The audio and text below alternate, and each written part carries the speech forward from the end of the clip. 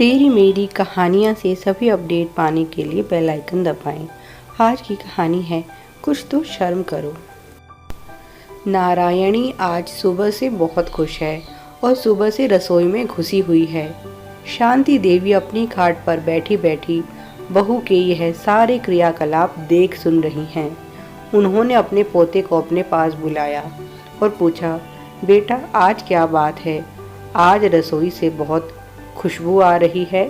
केशव ने बहुत ही मासूमियत से बताया, दादी आज मामा आने वाले हैं, इसीलिए माँ मामा की पसंद का खाना बना रही है। अंदाज़ा तो शांति देवी ने भी यही लगाया था, क्योंकि अपने पीहर वालों के आने के समय ही उनकी बहू इतनी खुश होती थी। नहीं तो जब जब उनकी बेटियां अपने पीहर आती हैं तो उसका मुंह बन जाता है।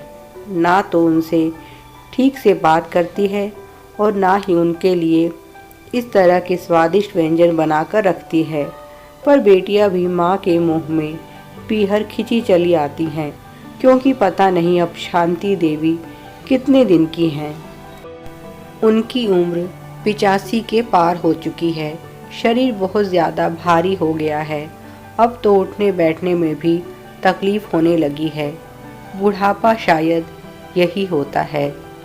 वैसे तो वह शरीर से स्वस्थ हैं और छोटी मोटी तकलीफ तो चलती रहती है। हाँ, उनकी आंखों की रोशनी अब धूमिल हो चुकी है और यही उनकी सबसे बड़ी परेशानी है। उनकी बहू नारायणी की सबसे बड़ी परेशानी है शांति देवी की ज़ुबान। शांति देवी अब खुद से कोई भी कार्य करने में समर्थ नहीं रही, इसीलिए वे खटिया पर बैठी बैठी बहू को निर्देश देती रहती हैं। पर बहू है कि उनकी कोई बात सुनती ही नहीं।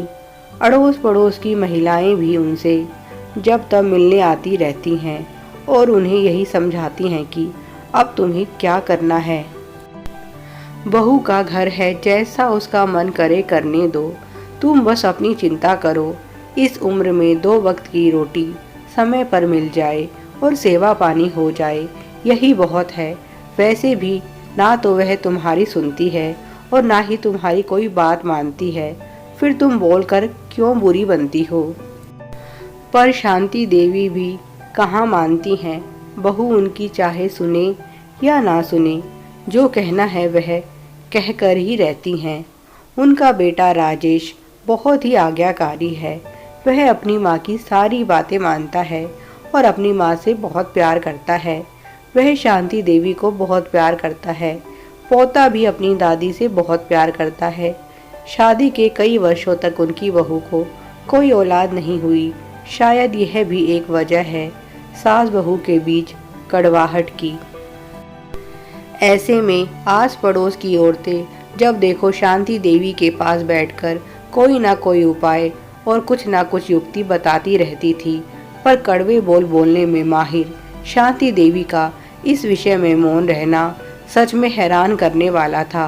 इस विषय पर उन्होंने कभी भी अपनी बहू को एक शब्द भी नहीं कहा। वे उसकी पीड़ा को समझती थी। पर नारायणी को यही लगता था कि शांति देवी की यह सहेलियां जानबूझकर यहाँ आकर उसे ताने देकर जाती हैं, उसकी सास के इशारे पर। खुद ना बोलकर दूसरों के सहारे से उसकी सास उसे बांझ होने का ताने देती है।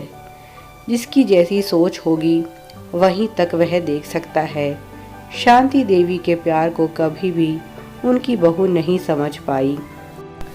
आज मकर संक्रांति का त्योहार है और बहुत दिनों के बाद नारायणी का भाई उससे मिलने आ रहा है, इसीलिए वह यह सारी तैयारी कर रही है। पौराणिक मान्यता के अनुसार संक्रांति के पर्व पर दान दक्षिणा का बहुत महत्व है।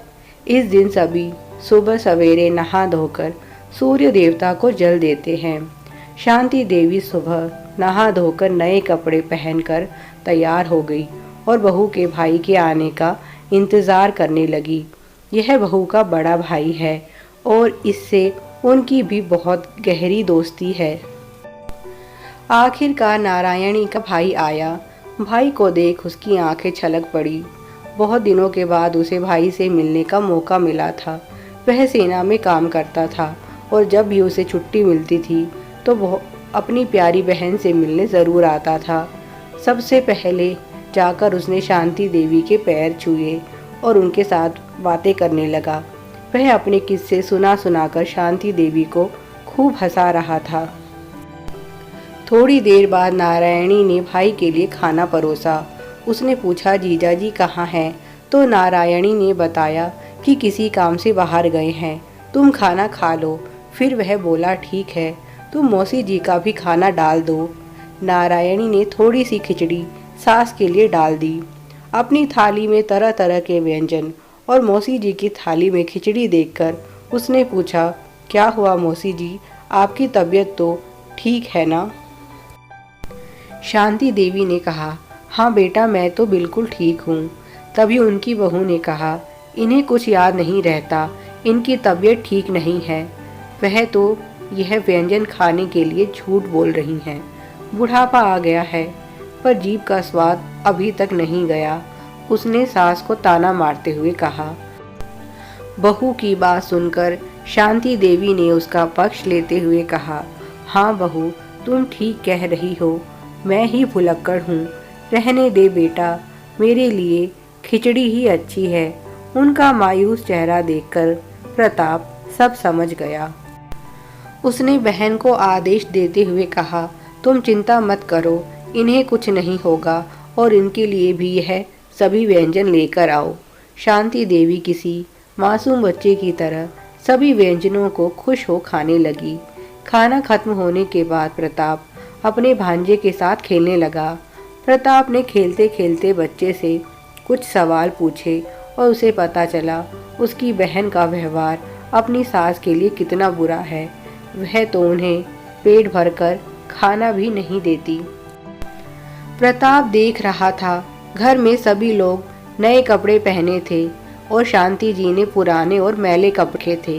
उन्होंने पूछा, मौसी जी, तुम्हारा सूट तो बहुत अच्छा है। शांति देवी खुश हो गई और बताने लगी, यह मेरा पसंदीदा सूट है, इसे मैं खास अवसरों पर ही पहनती हूँ। बहुत दिनों से संदूक में रखा हुआ था, आज बहू से निकलवाया है। क्या बताऊँ बेटा, अब ठीक से कुछ दिखाई नहीं देता, कोई भी काम नहीं कर पाती, सभी कुछ बेचारी बहू को करना पड़ता है। बहुत सेवा करती है मेरी, पर मैं ही अब इसकी कोई सहायता नहीं कर पाती।